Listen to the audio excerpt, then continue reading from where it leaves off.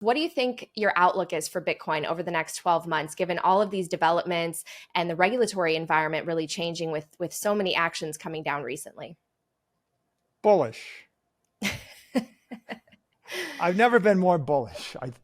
I think that all the indicators are very auspicious. Um, if we look at the situation we're in right now, I think there's never been more clarity or differentiation for Bitcoin as the dominant crypto asset than today. I think we've got pretty good clarity and universal consensus that Bitcoin is an asset without an issuer, that it's a global asset, that it is a non-sovereign store of value strategy for someone seeking to escape currency debasement. And I think the fact that Larry Fink, running the world's largest asset manager, vocalized all those ideas on public television of late was a milestone for the space. I think the second milestone for the space is the groundswell of positive sentiment for Bitcoin, both in the form of overall crypto positivity and Bitcoin positivity. Um, the statements by Ron DeSantis emphatically supporting your right to Bitcoin, the statements by Robert F. Kennedy emphatically supporting your right to Bitcoin, the disclosure that Kennedy actually purchased a bunch of Bitcoin for his children publicly is a big step forward. I think the fact you have two other presidential candidates, Mayor Suarez and Ramaswamy, also announcing support for Bitcoin, I think those are really big deals.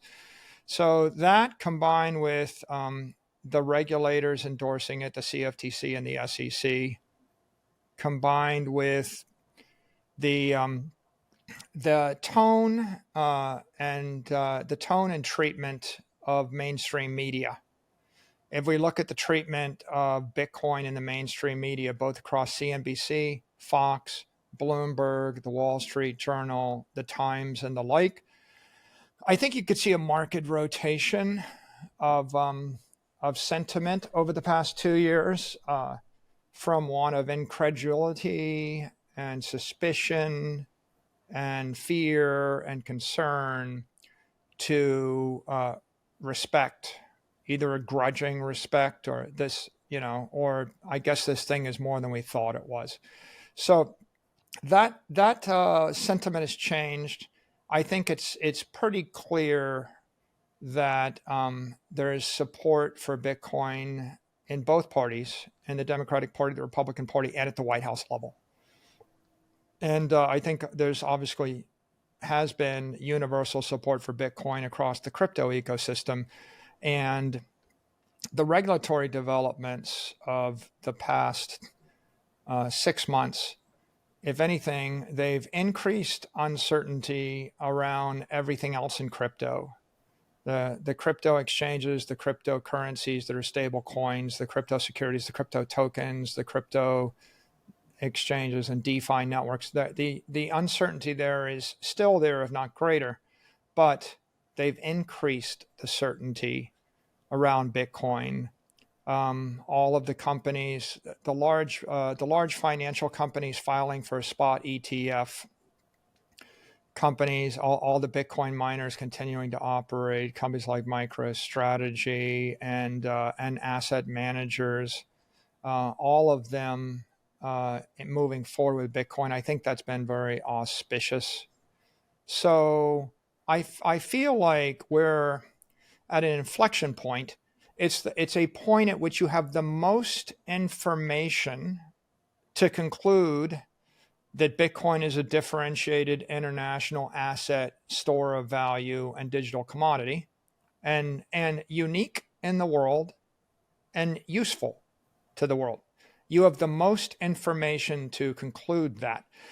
And yet, the ability of the retail public and the ability of institutions and governments is still largely impaired to act on that. Mm-hmm. It's very difficult for a retiree with a pension fund to make an investment in Bitcoin. It's very difficult for a large corporation to invest in Bitcoin. It's difficult for a sovereign wealth fund. It's difficult for a government. It's difficult for a hedge fund. And so you have an example where you know where the world is headed, you know what the world needs. Rational people will eventually get there. You also have you have a list of reasons why it's difficult, right?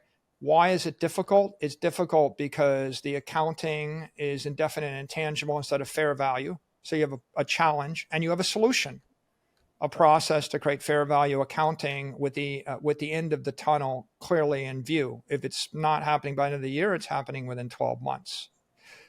You have a challenge. I can't buy a spot ETF.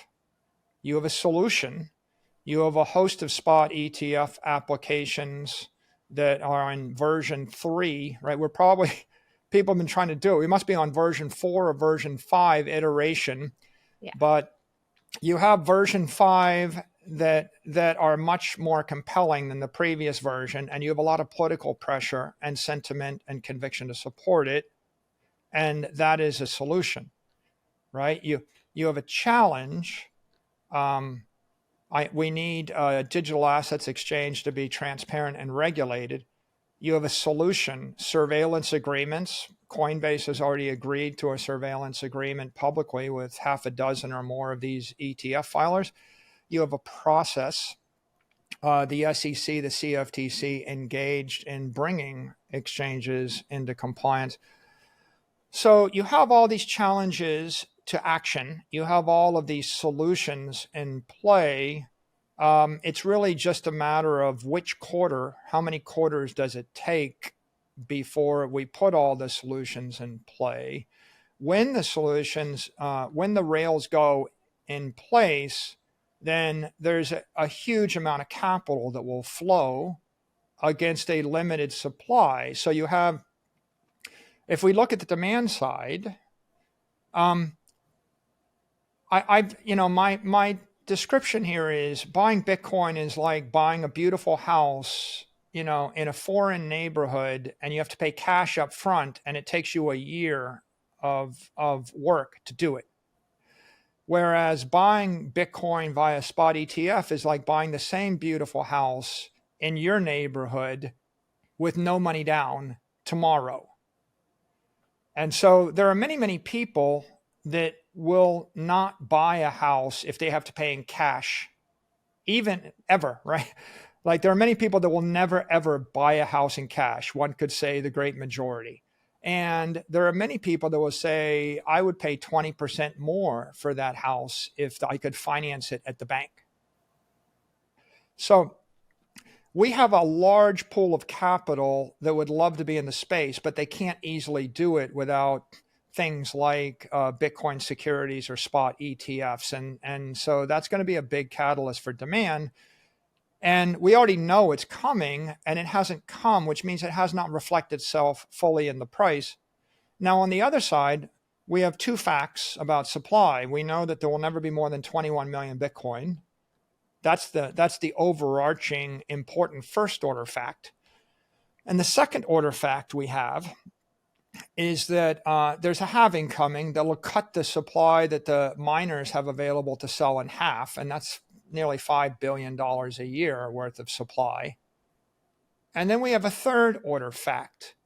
The third order fact is if large institutions can now comfortably own Bitcoin on their balance sheet, they're going to buy it and hold it forever. And the people that hold it now aren't going to want to sell it. So the supply available for sale from existing holders is going to decrease.